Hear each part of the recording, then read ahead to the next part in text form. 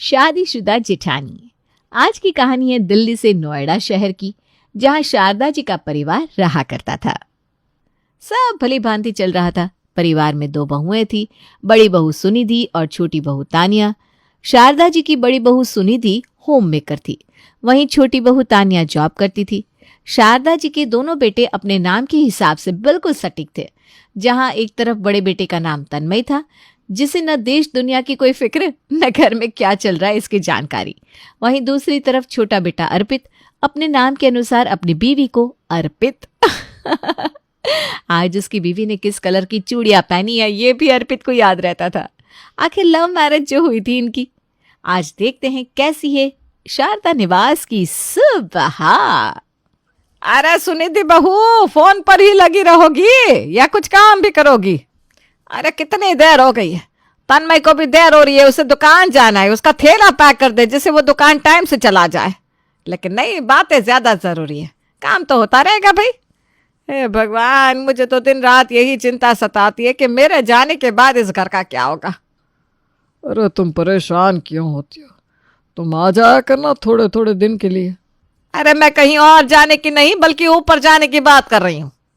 तब तक सुनिधि चाय लेकर आती है और सुरेश जी की तरफ देखकर मुस्कुराने लगती है। अच्छा, मुझे लगा कहीं जाने की बात कह रही हो। बस एक बात बताऊं शारदा जी, आप इतनी दबंग महिला हो तो थोड़े स्पेशल राइट्स तो भगवान जी ने भी आपके लिए रखे होंगे, तो थोड़ी मोहलत बीच में ले लिया करना। तुम लोग ना मुझे बिल्कुल पागल करके ही छोड़ोगे। क्या बोले जा रहे हो? सुनिधि भी मुस्कुराते हुए चाय देकर चली जाती है। अरे बहू, तन्मय का टिफिन बना कि नहीं? जी मम्मी जी। और किससे बात कर रही थी इतनी देर से? अरे अब तुम शादीशुदा हो, जरा कम ही फोन किया करो, ऐसे अच्छा नहीं लगता। जी मम्मी जी। तभी तो मैं कह रहा हूँ पूरे दिन घर में बैठी मत रहा करो, थोड़ा नीचे पार्क में जाया करो, घुमा फिरा करो, शाम को मंदिर में दिया लगाने जाया करो। लेकिन नहीं, आपको लगता है उस मुर्गे की तरह जिसने एक बार ये सोच लिया कि अगर मैं बांग ना दूं तो सवेरा नहीं होगा। ठीक उसी तरह अगर मैं इस घर को ना देखूं तो ये घर नहीं चलेगा। आप ना चुप ही रहा करो, अब इतना चिल्लाती हूँ तब तो ये आलम है। घर में ना रहूं तो जाने ही क्या हो। अरे बच्चे बड़े हो गए शारदा जी, उनको भी थोड़ा स्पेस दो, उनकी भी पर्सनल लाइफ है। खैर छोड़ो, मैं तो चला पार्क, मेरे दोस्त इंतजार में होंगे। आपको जो ठीक लगे वो करिए। शारदा जी फिर आवाज लगाती है। ए सुनिधि, तन्मय का टिफिन बना कि नहीं? गुस्से में जाकर उसके कमरे में देखती है तो तन्मय रेडी हो रहा है। अरे अभी तक तुम तैयार नहीं हुए बेटा, जल्दी निकलो, देर हो रही है दुकान के लिए। अब मम्मी बस मैं निकल ही रहा हूँ। मेरा तो एकदम श्रवण कुमार है, न जाने कौन से पुण्य किए होंगे तब जाके ऐसा बेटा भगवान जी ने मुझे दिया है। उधर सुनिधि किचन में उदास होकर खाना बना रही है। इस घर के सारे रूल्स रेगुलेशंस सब बड़ी बहू के लिए तो बने हैं। क्या क्या सपने दिखाकर लाए थे मुझे इस घर में। बेटा तुम बहू नहीं बेटी बनकर रहोगी। अरे बहू वाले अधिकार दे दो मुझे, उसी में खुश हो जाऊंगी मैं।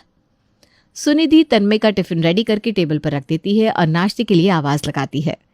तन्मय टेबल पर आकर बैठता है और पीछे पीछे शारदा जी भी आ जाती हैं।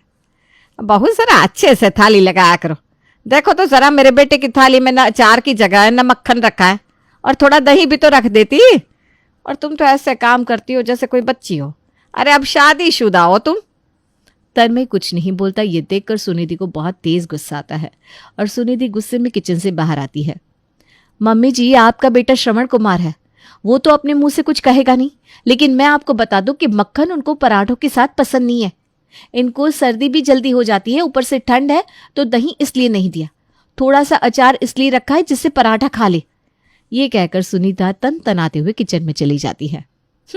शादीशुदा शादीशुदा सुन सुनकर कहीं पागल ना हो जाऊं मैं। शाम का समय होता है और घर में एंट्री होती है छोटी बहू तानिया और छोटे बेटे अर्पित की। अब घर का माहौल ही बदल जाता है। आ गई तानिया बहू, कैसा रहा आज का दिन? और लंच ठीक से किया था ना बेटा? उधर सुनिधि किचन से ये सब सुन रही थी। अरे गिरगिट भी अपना रंग बदलने में थोड़ा समय लेता है, लेकिन मेरी सासू माँ तो टीवी चैनल के बदलने जैसे बदल जाती हैं। भैया अब देखिए कैसी मीठी वाणी लग रही है, एकदम कोयल बैठी है कंठ में जैसे। तभी कोयल की आवाज सुनाई देती है। मम्मी मैं आ गई। ये देखो भाई, इनका नाम कोयल है लेकिन आवाज एकदम कौवे जैसी। तभी तान्या किचन में आती है। अरे अकेले में क्या बड़बड़ा रही हो भाभी? नहीं नहीं, ऐसा कुछ नहीं है। और बताओ कैसा रहा आज का दिन? आज का दिन एकदम ज़बरदस्त था भाभी। आज तो ऑफिस में 2 लोगों का बर्थडे भी था, तो बढ़िया केक कटिंग हुई, फिर डिनर करने भी गए। बढ़िया है तान्या, तेरी तो लाइफ एकदम। एक मेरी तरफ देखो, ये माताजी पुराने रेडियो की तरह सुबह से शाम तक एक ही गाना बजाती रहती है कि अब तुम शादीशुदा हो, अब तुम शादीशुदा हो। अरे भाभी, आप उनकी बात पर ध्यान मत दिया करो, मैंने आपको पहले भी कहा है। तुझे ना कहने में आसान लगता है तान्या, जब तू यहाँ रहेगी पूरा दिन तब तुझे समझ में आएगा। तान्या भी मुस्कुराते हुए किचन से निकल जाती है। अब मैं भी क्या करूं, ज्यादा कुछ तो कह भी नहीं सकती, नहीं तो मेरा ही पत्ता कट जाएगा। और भाभी से झूठ भी नहीं बोल सकती, क्योंकि भाभी सोशल मीडिया पर सब देख लेती हैं। तभी कोयल रसोई घर में आती है। खाने में क्या बनाया है भाभी आपने? और कढ़ाई खोलकर देखने लगती है। सुनिधि कुछ कह पाती इससे पहले ही कोयल के दोस्त का वीडियो कॉल आ जाता है और वो बात करते हुए किचन से निकल जाती है। तभी किचन में शारदा जी की एंट्री होती है। बहू तूने ये सब्जी क्यों रखी हुई है? अब तुम शादीशुदा हो, थोड़ा तो तौर तरीका सीखो कि कैसे रसोई में काम किया जाता है। लेकिन नहीं, आजकल की लड़कियों को तो कोई तमीज तहजीब की बात सीखनी नहीं है। अगर कुछ कह दो तो सास के मुंह में से जुबान खींच ले। ऐसी है आजकल की बहुएं। सुनिधि को बहुत तेज गुस्सा आता है। अब आपका हो गया है तो मैं कुछ बोलूं? शारदा जी गुस्से में सुनिधि की तरफ देखती है। नहीं, मैं इसलिए पूछ रही हूं कि कहीं फिर से आप ये ना कहो कि मुंह में से जुबान खींच ली। शारदा जी और गुस्से में देखती है। अरे ये सब्जी अभी कोयल दीदी खोल कर रख कर गई है, और आपकी जानकारी के लिए बता दूं वो भी एक लड़की ही है। शारदा जी गुस्से में कोयल को आवाज लगाती है। कोयल, ए कोयल। कोयल वॉइस म्यूट करके गुस्से में तमाते हुए आती है। क्या है मम्मी, आपको दिख नहीं रहा मैं फोन पर बात कर रही हूं? कोयल कॉल अनम्यूट करके फिर से बात करने लगती है। कौन है? किससे इतनी जरूरी बात कर रही है? मम्मी ना आप नहीं सुधरने वाली, अब चुप रहना, मेरे दोस्त है कॉल पर। तब पीछे से दोस्तों की आवाज आती है। आंटी जी, हम हैं कोयल के फ्रेंड्स। फिर कोयल हंसते हुए वहां से चली जाती है। शारदा सुनिधि की तरफ खिसियाती हुई सी देखती है। आजकल के बच्चे ना कुछ सुनते ही नहीं है ना। जी मम्मी जी, दोस्तों से बात करी ना, इसलिए बिजी है। फिर एक दिन शाम को सब चाय पी रहे थे, तभी सुनिधि के फोन की घंटी बजती है। फोन सुनिधि के फ्रेंड्स का था। सुनिधि अपने दोस्तों से बात करने लगती है। शारदा जी का ध्यान सुनिधि की बातों पर ही था। हाँ यार, काफी टाइम से नहीं मिले। सही कह रही हो यार, 2 साल से ज्यादा हो गया इस बार तो। तू आ रही है नोएडा? कब? पक्का पक्का। हाँ, इस बार मैं तुझसे जरूर मिलूंगी। अच्छा, इस बार ना विशेष और राहुल भी आ रहे हैं, फिर तो मिलना बनता ही है। अरे नहीं नहीं, कोई बहाना नहीं बनाऊंगी। हाँ बाबा ठीक है, चल रखती हूँ, किचन में काम भी देखना है। फोन रखते ही सुनिधि सभी की कप उठाकर किचन में जाने लगती है। तभी शारदा जी सुनिधि से कहती हैं। क्या बहू, किससे बात कर रही थी फोन पर? और ये कहाँ जाने की बात हो रही थी? मम्मी जी, वो सारे दोस्त इकट्ठे हो रहे हैं, सबके सब विंटर वैकेशन को एंजॉय करने अपने अपने घर आ रहे हैं, इसलिए फ़ोन आया था। अच्छा अच्छा, लेकिन अब ये अच्छा लगता है क्या? हाँ, कि तू शादी के बाद भी दोस्तों से मिले, ऊपर से दोस्तों में लड़के भी है। अरे बहू, अब तुम्हें अच्छे से पता होना चाहिए कि अब तुम शादीशुदा हो। सुनिधि को बहुत तेज रोना आता है। वो वहां से बिना कुछ कहे चली जाती है, लेकिन उसे सबसे ज्यादा बुरा ये लगता है कि वहां पर बैठी उसकी ननद कोयल और उसकी देवरानी तान्या कुछ नहीं कहती। सुनिधि अब अच्छे से समझ जाती है कि उसे खुद की लड़ाई खुद ही लड़नी होगी। एक दिन सुबह तान्या किचन में आती है। भाभी, आज ना मुझे ऑफिस से आने में थोड़ी देर हो जाएगी, प्लीज़ आप हैंडल कर लेना ना प्लीज़। मैं आज सुबह का ब्रेकफास्ट नहीं बना पाऊंगी, आप सबका देख लेना। हाँ, और अर्पित को दे देना, मुझे ना आज थोड़ा जल्दी जाना है, प्लीज़ आप हैंडल कर लेना। हाँ, मैं भी सुबह का तो सब हैंडल कर लूँगी, लेकिन तान्या तुम्हें शाम में जल्दी आना होगा, क्योंकि मुझे परसों अपने दोस्तों के साथ गेट टुगेदर में जाना है, तो आज मैं उसके लिए शॉपिंग पर जाऊँगी। हाँ ठीक है भाभी। हाँ बोलकर तान्या चली जाती है। अब शाम को जैसे ही सुनिधि बाजार जाने के लिए रेडी होती है तो शारदा जी उसे टोक देती हैं। अरे कहाँ चल दे बहू, इतना बन सवर कर। शॉपिंग करने जा रही हूँ मम्मी जी। अरे तो अकेले क्यों भला? अब तुम शादीशुदा हो, अपने पति को साथ लेकर जाओ। मेरे पति के पास अगर टाइम नहीं है मम्मी जी, तो क्या मैं शॉपिंग करने नहीं जाऊंगी? और ये किस किताब में लिखा है कि शॉपिंग सिर्फ पति के साथ ही की जा सकती है? और घर में मेरे और आपके अलावा भी 2 औरतें हैं, उनसे तो आप कभी नहीं पूछती कब कहाँ कैसे क्यों जा रहा है। अरे राम राम राम राम, आजकल की बहुओं को तो कुछ कहो ही नहीं। अगर कुछ कह दिया मतलब आफत ही आ गई। चली मैं अपना काम करने। शाम हो जाती है और सुनिधि नहीं आती। इधर तान्या भी अपने दोस्तों के साथ आज पार्टी करने निकल जाती है और उसे याद ही नहीं रहता कि उसे सुनिधि ने कुछ कहा था। अब घड़ी में 9 बज रहे थे, तभी सुनिधि के घर में एंट्री होती है और सब उसे ऐसे देखते हैं जैसे उसी का इंतजार कर रहे हो। अरे सबके सब मुझे ऐसे क्यों देख रहे हो? क्या हुआ? भाभी कितने बज रहे घड़ी में? ये कोई टाइम है शॉपिंग का? यहाँ हम सब भूखे बैठे हैं। क्या तान्या नहीं आई अभी तक ऑफिस से? मैंने तो आज उसे स्पेशली बोल दिया था कि आज टाइम से आ जाना। रोज तो मैं हैंडल कर ही लेती हूँ। अरे अब वो जॉब करने वाली लड़की है, लेकिन तुम्हें तो सोचना चाहिए, आखिर तुम बड़ी बहू हो इस घर की। बड़ी बहू? अरे ये बड़ी बहू का ताज मुझे नहीं चाहिए मम्मी जी, ये आपको ही मुबारक हो। शारदा जी, आपकी इतनी उम्र हो चली है, सही को सही और गलत को गलत कहना कब सीखोगी आप? बड़ी बहू बिल्कुल ठीक कह रही है। जब उसने छोटी बहू को बोला था तो उसे आज अपनी जिम्मेदारी समझनी चाहिए थी। और ऊपर से ये हमारी बेटी कोयल, इसको कुछ क्यों नहीं सिखाती आप? इसकी भी तो अब शादी की उम्र हो चली है। क्या है, आप घूम फिर कर मेरे और मेरी बेटी के पीछे क्यों पड़ जाते हैं? सब अर्पित की तरफ देखने लगते हैं। अरे भाई, मुझे कोई जानकारी नहीं है, ना ही आज उससे मेरी बात हुई है। मैं खुद आप लोगों के सामने अभी ऑफिस से आ रहा हूँ। रुको ना, मैं अभी उसे फ़ोन लगाता हूँ। तभी तान्या भी आ जाती है। लो जी लो, तान्या भी आ गई। तान्या बेटा, कहाँ रह गई थी? और सुनिधि तुम्हें बोलकर भी गई थी ना? सब तान्या की तरफ देखने लगते हैं। ये बात अर्पित नोटिस करता है। अरे भाई अब छोड़ो भी, हो गया ना, हो गई लेट है। आप लोग भी ना जाओ। तनु, हम अपने रूम में जाते हैं, पहले तुम थोड़ा रिलैक्स कर लो, थक गई होगी ना। अच्छा छोड़ो, आप लोग इस बात को यहीं ख़त्म करो। सुनिधि, मैं तुम्हारे साथ किचन में चलता हूँ, बताओ क्या हेल्प करनी है। ये देखकर सुनिधि को बहुत अच्छा लगता है। सुनिधि और तन्मय रसोई में काम कर रहे थे। थैंक यू सो मच तन्मय जी, आज मुझे बहुत अच्छा लगा कि आपने मेरी परेशानी को समझा और यहाँ मेरी हेल्प कराने भी आए। Today I am really happy. मैं आपकी सारी परेशानी को समझता हूँ, लेकिन मैं क्या करूँ? मैं चाहकर भी आपके लिए कुछ नहीं कर पाता हूँ, क्योंकि मैं नहीं चाहता कि मेरे कारण मम्मी पापा का दिल दुखे। खैर, अब मुझे समझ में आ रहा कि मैं बहुत गलत था।